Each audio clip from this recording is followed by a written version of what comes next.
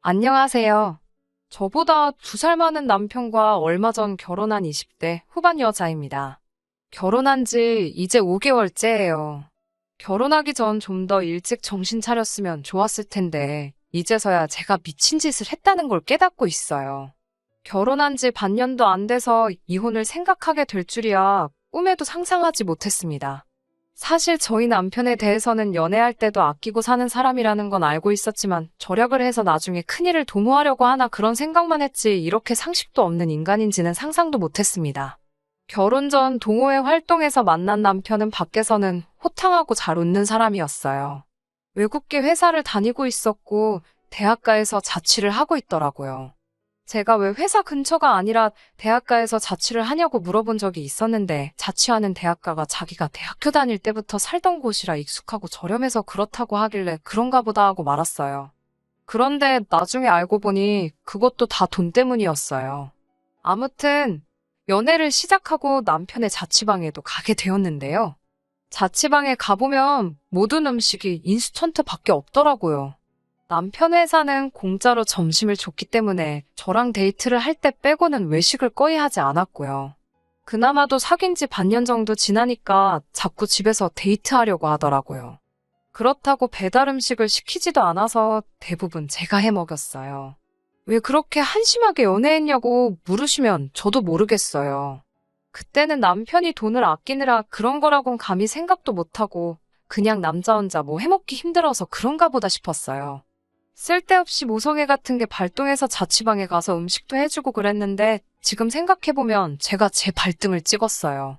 게다가 성인 둘이서 데이트를 하는데 데이트 통장을 만들자고 하더라고요. 뭐 그것도 이해는 했어요. 저도 남자한테 얻어먹기만 하는 거 좋아하는 성격도 아니었으니까요. 그래서 당시에 저 20만 원, 남편 20만 원씩 모아서 입금했어요. 근데 웃긴 건 자취방에서 음식을 해 먹을 때 장을 봐야 되잖아요. 그것도 그 통장에 있는 돈으로 빼서 하더라고요. 그것도 데이트의 일부라면서요. 게다가 라면 같은 것도 2사람이 먹을 걸 끓일 때 3봉지 뜯으면 아주 난리가 나더라고요. 그래서 그나마 인스턴트 식품도 양껏 못 먹었어요.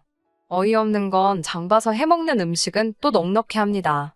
알고 보니 음식이 남으면 자기가 다음에 혼자 또 먹을 수 있으니까 그랬던 거더라고요. 그때 생각하면 지금도 어이가 없어서 실수만 나옵니다. 아무튼 그때는 그럼에도 불구하고 제가 남편을 많이 좋아했었어요. 그래서 그런 것마저도 알더라고 꼼꼼한 사람이라고 생각하고 넘어갔어요.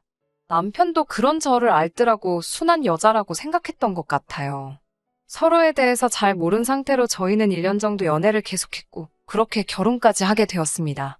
결혼도 정확하게 반반 결혼했고 결혼식 올리고 나서는 연애할 때처럼 생활비 통장을 만들었어요.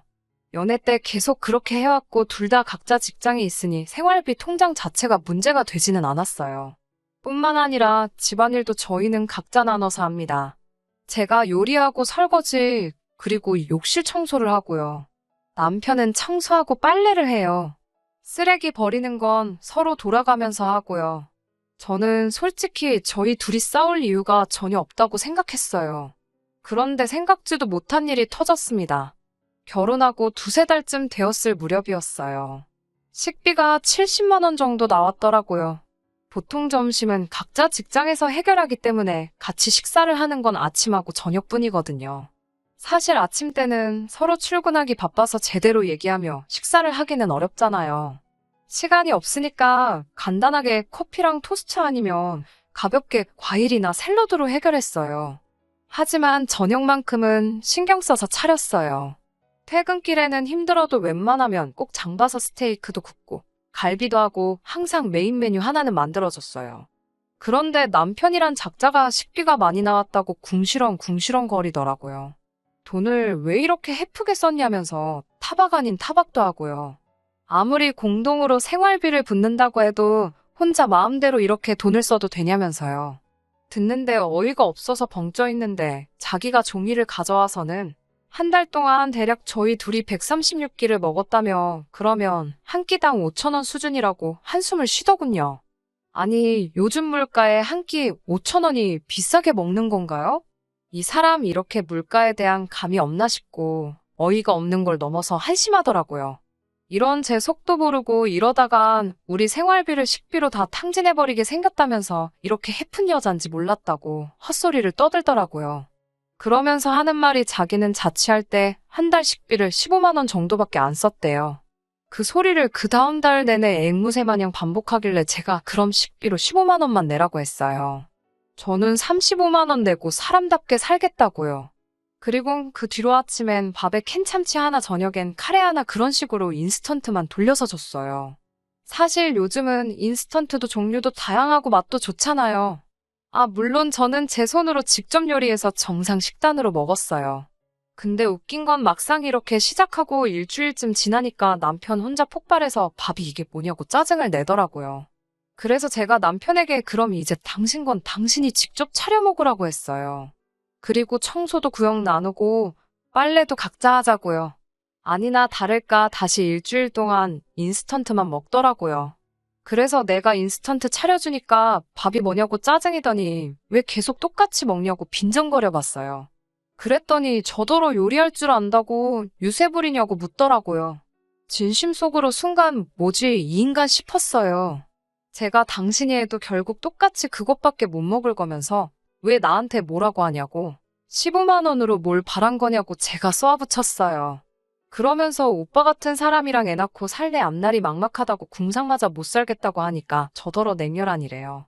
자기 남편이 이렇게 먹는데 하나도 신경도 안 쓴다면서 혼자 딴소리를 하고 있더라고요. 이때부터 진심으로 남편이 제정신으로 안 보이더라고요.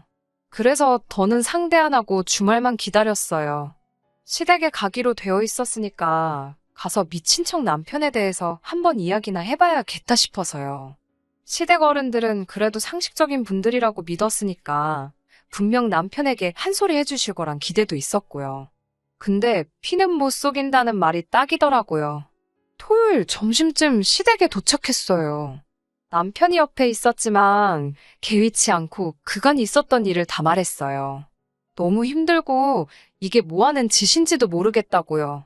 그런데 제 말을 듣고 있던 시모랑 신우가 눈을 동그랗게 뜨더니 저를 쳐다보면서 지금 그래서 돈 달라는 거냐고 묻는 거예요. 그러더니 대뜸 우리 돈 없다면 네 남편이 15만 원을 주든 20만 원을 주든 저더러 알아서 하래요. 그러면서 남편이 아무리 돈이 없어도 시댁에 와서 남편 흉보는 건 멍청한 여자들이나 하는 짓이라면서 행동거지 조심하라고 저를 나무랬어요. 황당하고 어이가 없어서 결국 시어머니께 남편 반품하고 싶다고 했습니다. 시모와 신우의 말에 무슨 천군만마라도 얻으냥 남편은 기가 살아서 저한테 할 말 안 할 말 분간도 못하고 시댁에 와서 입을 놀리냐며 빨리 집에 가서 밥이나 차리라고 거들먹거리더라고요. 그때 정신이 확 들었어요. 남편이고 시댁이고 상종할 가치도 없는 사람들이라는 생각이 들어서 한 달 밥값 35만 원도 못 내는 찌질하고 형편없는 이 인간 품에 끼고 잘 헤쳐먹이시라고 내지르고 시댁에서 나와버렸습니다. 혼인신고까지 한 마당에 꼴랑 5개월 살고 이혼이라니 가족 생각하고 주변 사람들 생각하면 머리만 아프고 그래도 참고 살자니 치가 떨려서 도저히 안 될 것 같더라고요. 결국 친정 어머니께 사실대로 있었던 일들을 다 말씀드렸어요. 그러자 친정 어머니도 쪼잔한 남자랑 사는 것만큼 스트레스 받는 일이 없다며 아직 한참 젊고 능력도 있는데 뭐하러 그딴 남자한테 청춘 바치냐고 이혼하라고 하시더군요. 그날 밤 남편에게 곰곰이 생각해봤는데 당신네 가족 누구하고도 상식적으로 대화할 수가 없고 난 이런 감정 소모에 내 에너지를 쏟고 싶지 않으니 이혼하자고 했어요. 그러자 자기가 미안하다고 만나서 이야기하자고 연락이 왔더라고요. 그런데 어차피 말하고 설명해줘도 결국 못 알아들을 것 같아요. 이딴 인간을 진작에 알아보지 못하고 스스로 밥 해먹인 제 자신을 생각하면 지금도 스스로 한심해서 지금 이 순간도 너무 힘들어요. 지금이라도 정신 차렸으니 앞으로는 더 현명하고 똑똑하게 살아야겠다는 생각이 듭니다. 똥차가 지나갔고 저도 사람 보는 눈을 더 키웠으니 앞으로 좋은 인연을 다시 만나면 좋겠어요.